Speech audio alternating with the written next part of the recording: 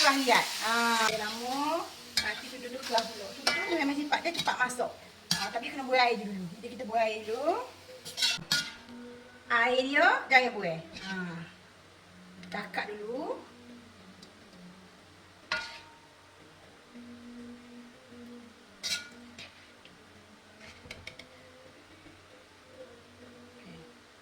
Okey, akak. Sotong kita ni. Pes ni sudah siap dengan asam jawa, bawang merah, bawang putih, cili kuning. Tak ada belacan Kita masukkan dia saja ni. Tak payah minum ni dah. Dah ada pes ni tak payah tumis. Kita masuk dia ni. Dah ada ibu sambal, ibu Azah ni. Tak payah tumis. Tak payah nak terpercik dapur semua tak payah. Masukkan bawang besar, tengok dapur tak kotor. Okey.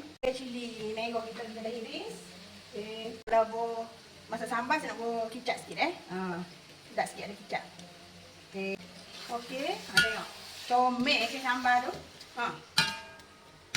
Tak payah letak apa-apa dah. Tak payah letak apa-apa dah.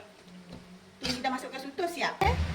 Sutu kita tengok ikut dalam masuk tengkek sama je step dia. Tak payah nak letak garing pula dah cukup rasa dah. Ni senil lah nak bulan puasa ni, nak sahur, nak buka puasa ni senil nak sangat. Saya ada petai batu kurau. Masukkan sekali petai batu kurau.